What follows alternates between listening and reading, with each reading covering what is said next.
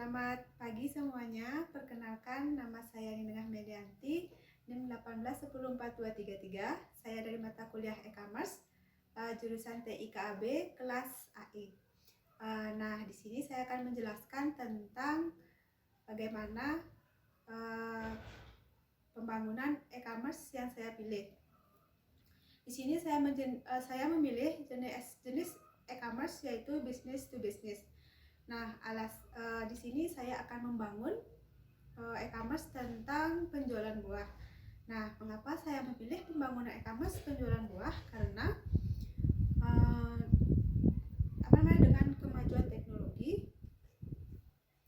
dengan kemajuan teknologi dan internet di zaman sekarang ini sudah memberikan dampak yang sangat besar sekali terhadap kehidupan masyarakat,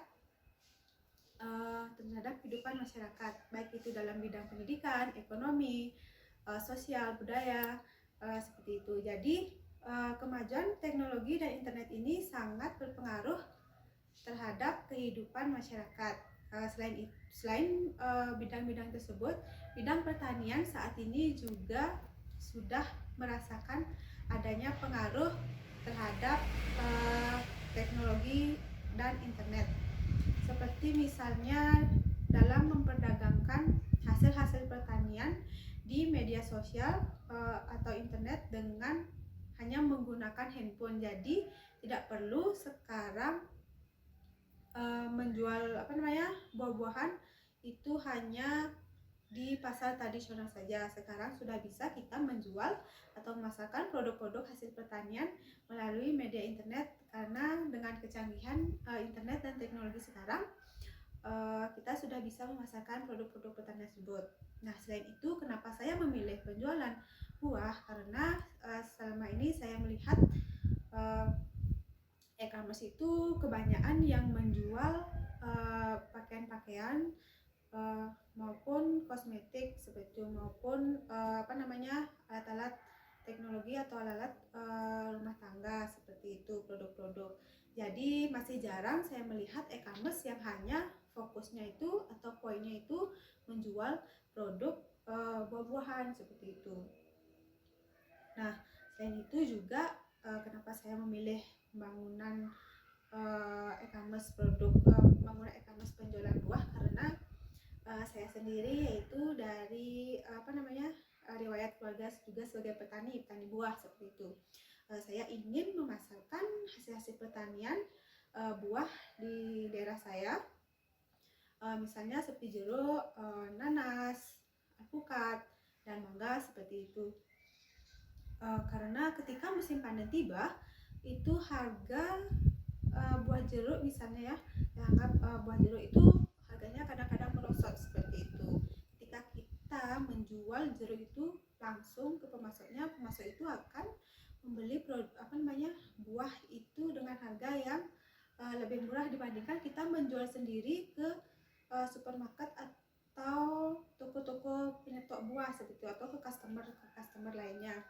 Karena misalnya kita menjual produk buah tersebut ke pemasok misalnya dengan harga 4.000 itu per kilonya. Nah, ketika kita menjual sendiri buah tersebut ke supermarket ataupun ke toko-toko buah, itu bisa harganya mencapai 8.000. Nah, oleh sebab itu saya ingin membangun e-commerce penjualan buah, karena semenjak pandemi corona ini saya ada pengalaman menjual buah jeruk itu langsung ke toko-toko seperti itu. Dan ada beberapa teman saya yang membeli jeruk ke saya dan itu dijual lagi di daerahnya masing-masing. Nah, oleh sebab itu saya berpikir untuk itu bisa dijadikan sebagai peluang bisnis, dan saya ingin membangun e-commerce seperti itu, pembangunan e-commerce penjualan buah. Dan selain itu, dengan adanya pembangunan e-commerce penjualan buah ini diharapkan memperpendek jalur distribusi antara petani dengan konsumen seperti itu. Nah, nah itu alasan saya mengapa saya membangun e-commerce penjualan buah. Nah, untuk target customer yang saya targetkan untuk pembangunan e-commerce ini adalah dari semua kalangan, baik itu pria maupun wanita. Namun karena pembangunan e-commerce ini adalah bisnis to bisnis, maka saya lebih menekankan target customernya itu ke toko-toko ataupun ke supermarket ataupun swalayan yang memerlukan stok buah seperti itu. Dan produk yang saya jual itu adalah buah-buahan seperti misalnya buah jeruk, buah nanas, mangga, buah naga seperti itu.